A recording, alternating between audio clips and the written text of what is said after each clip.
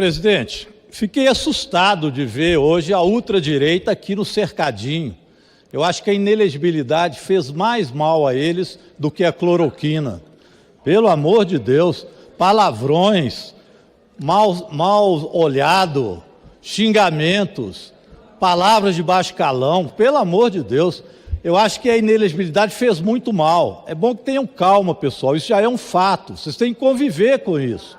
Ver se consegue ter um discurso político de conteúdo para ver se conversa com o povo brasileiro, porque com esses palavrões e com esse ódio, vocês vão perder sempre, já perderam por causa do ódio. Então um conselho, viu? Diz que conselho não é bom nem de graça, mas fica um conselho, baixem o tom, discutam sobre conteúdo. Por exemplo, vamos discutir a reforma tributária? É um bom assunto que o país quer conversar. E não adianta apenas a ultradireita ficar contra a reforma tributária, porque já começaram o povo brasileiro a desconfiar de vocês. Por que os bolsonaristas, que estão tão ofendidos, estão contra a reforma tributária?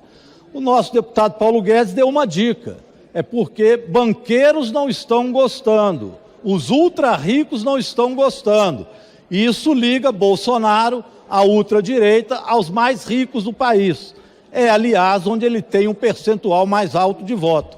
Mas o povo mais pobre quer a reforma tributária, porque hoje, como é a tributação no Brasil, ela é injusta, e o povo sabe disso.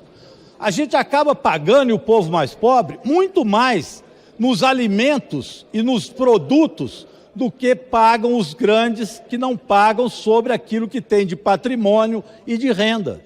Então é preciso que se pague menos no consumo. A reforma ela vem exatamente para que esta injustiça que todos dizem comece a diminuir e seja quebrada. Por exemplo, alguns dados importantes. Mais de 95% do setor de comércio e serviço terá imposto menos do que hoje, ou seja, um impacto positivo ou neutro na reforma tributária. E a médio e longo prazo, 100% deste comércio e serviço estará atendido com menos impostos. Isso vai significar preços mais baratos. Esse é um dado inequívoco da reforma tributária que nós estamos querendo fazer. Mas tem outros dados.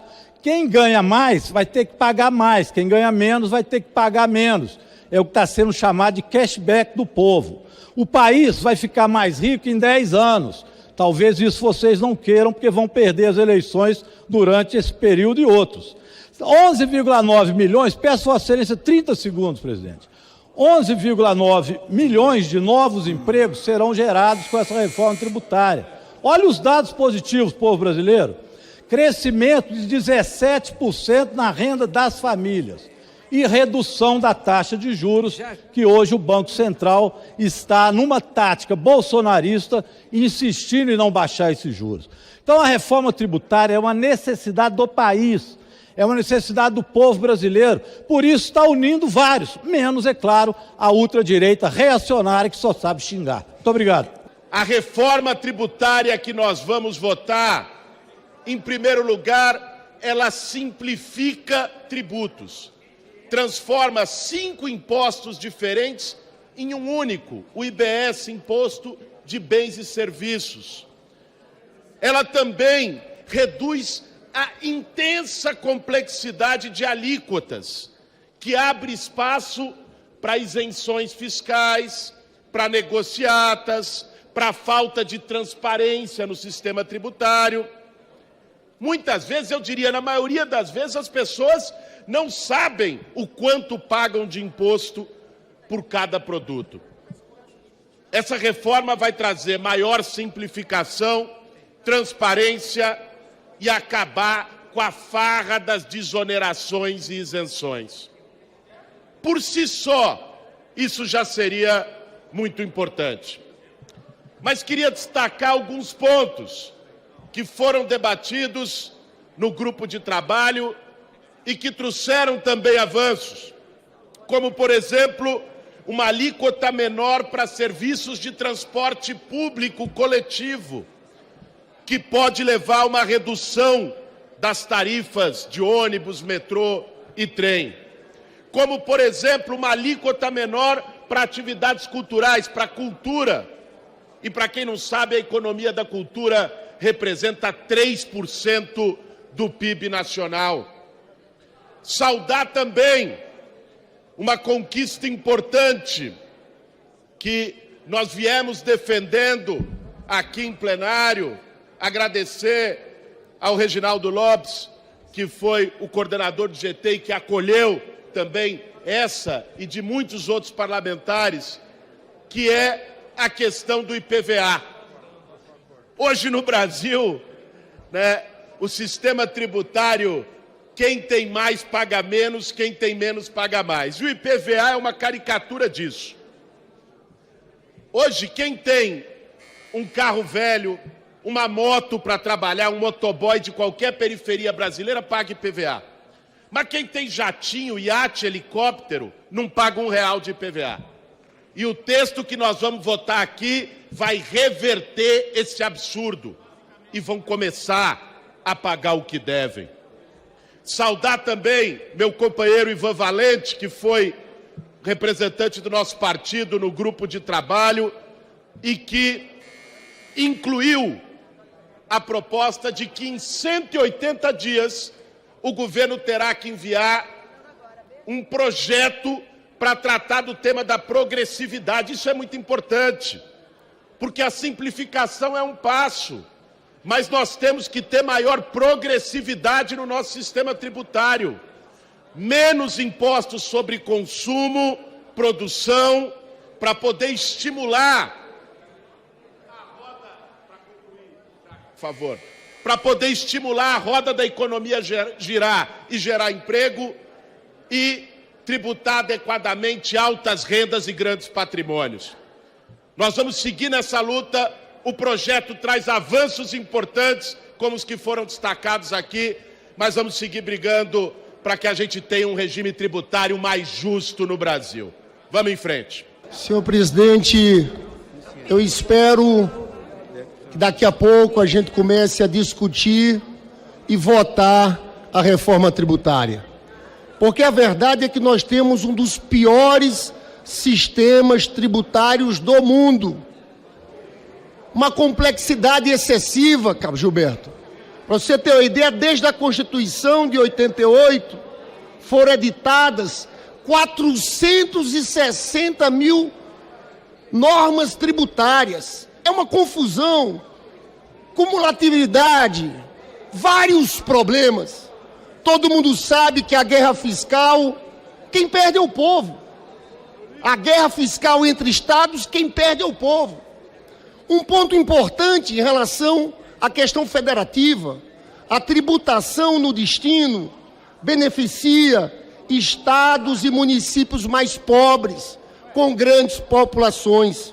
Isso tudo é muito importante, a simplificação. Agora, a principal anomalia da tributação brasileira é seu caráter regressivo. É um dos sistemas mais injustos do mundo. Aqui quem paga imposto são os mais pobres, os trabalhadores. Você veja, existe lucros e dividendos. Só 2 países do mundo não taxam lucros e dividendos: Brasil e Estônia. Um diretor de um banco que recebe 1 milhão por mês, ele paga 0. Um professor paga 27,5%. Veja, a tributação sobre o consumo. E nós estamos falando de uma reforma que vem em 2 partes. A tributação sobre o consumo no Brasil, que pega igualmente o rico ou o pobre, que o pobre proporcionalmente paga muito mais. Aqui no Brasil, Fernanda, é de 50%. Nos países da OCDE, 32,4%.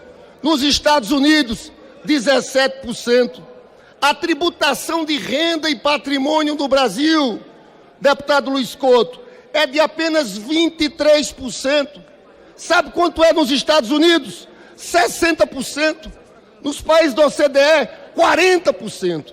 Então aqui está um problema.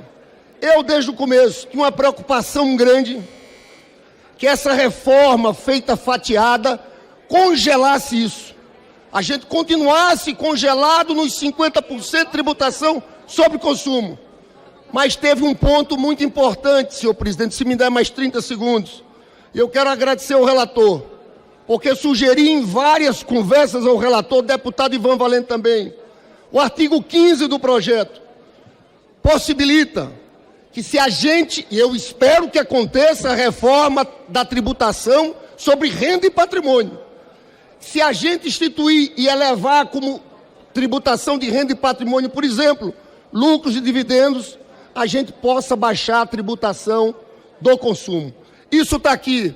Eu acho um grande avanço, como acho um grande avanço também ter entrado a tributação de IPVA sobre jatinhos, helicópteros, lanchas. A reforma tributária é uma necessidade do povo brasileiro. Nós precisamos ter uma reforma tributária que tenha condições de taxar as grandes fortunas. Nós precisamos ter uma reforma tributária que a gente veja o povo negro no orçamento.